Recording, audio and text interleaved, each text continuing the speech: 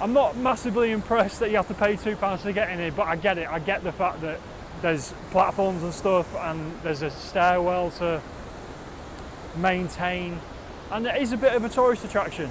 The only thing from a photographer's point of view is that you sort of, this is where you can get your picture from. I like waterfalls where you can get different angles and you can perhaps get into the water a little bit. Not that I'd get into this water because it's far too deep and far too fast flowing, but you're kind of a little bit limited here, so I've got to think outside the box a little bit from this platform, and I think I'll be using a mixture of my wide lens, try and get everything in, slow it all right down, although it's very, very fast today, so I don't think a 10 stop will be needed. I think maybe just, you know, like half a second might work.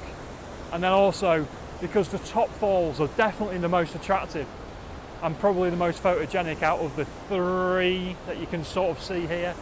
This one down here you can only see the top of, sort of the back end of, so that's not a great picture, although it might work. There's a really nice tree sort of creating a frame, so a nice moody shot downstream might look quite good, but I think I'll get the zoom out and try and pick out some detail in the top falls up there. It's beautiful weather. It's been snowing all over the UK. It's not as bad here. I thought it'd be a lot worse than at home. At home I was sat on the M6 for an extra hour and a half because people were crashing and there was ice everywhere and bad fog and stuff. But it's beautiful conditions here and definitely some shots to be had. Okay, so I'll just talk you through this picture, this composition that I'm going for. It's quite an obvious one, but I think having the top waterfall in the top left hand side of the image and then the water running through from top left to bottom right works quite well. My settings for this one are an 80th of a second. I'm shooting at f14 and I've dropped my ISO down to 400 because it's a bit dark down there, it's a bit murky, and hopefully those settings will be able to, I'll be able to pull out the colours as well surrounding me, because there's some beautiful greens and there's a bit of orange, burnt orange on the banks and stuff. But I think the main focus of the image is going to be this beautiful water running through it. So I'm focusing, so let me check my focus. I'm focusing up on the top of the waterfall. I'm just going to alter that slightly just to get rid of a little bit of blue sky and bring in a little bit more of the rocks underneath.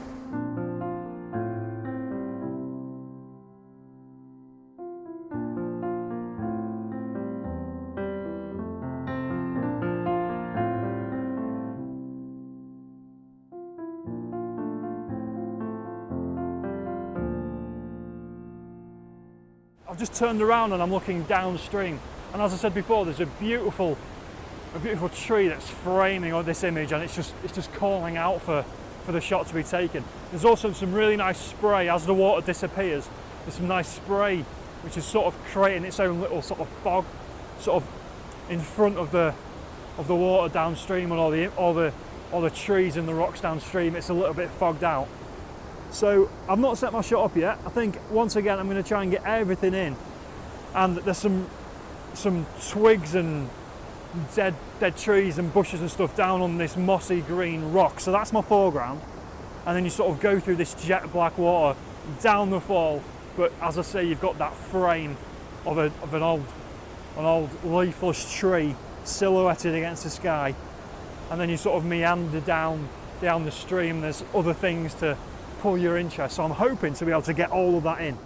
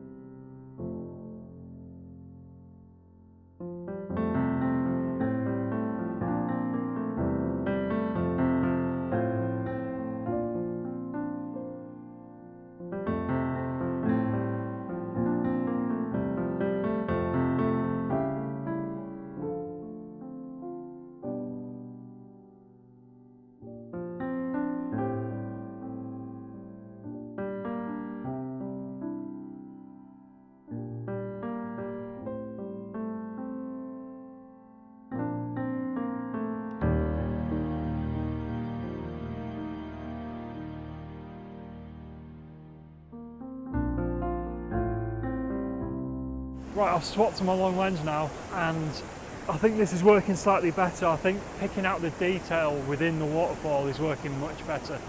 You know what I said before about creating and capturing images to make inspirational pictures, so allowing space for text. That's what I've just done on the right hand side waterfall, which is kind of overflowing from up near the viaduct. I've kept the water flowing from sort of the top middle, and then it moves to the right hand side, so the left hand side across all the mossy rocks is free for text. So that should be quite a nice one.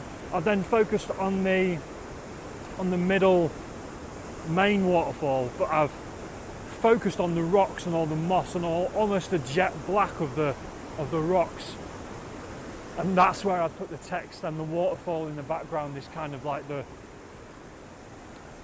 sort of byproduct of the image, if you will. It's not about the waterfall, but that's part of the image. And then these two little streams that are sort of just slowly flowing down the rock side, the rock face. I'm trying to pick out detail in them. Some of it's a bit all over the place, but some of it's beautiful. So I'm trying to just capture different parts of that. Just try and get another one now, because it seems like there's a bit more water coming over. Yeah, it looks lovely. I've kept the left hand side of the frame free, and I've got one of the two sort of falls of water coming down the middle, and then another one on the right hand side. I think some of these might look better in mono, but I'm quite enjoying picking out the detail. And I think it's important to do that sometimes as well, because as I've said in other vlogs, you can come here and try and capture everything at 10mm or 8mm, and it doesn't look as good as it does with your naked eye.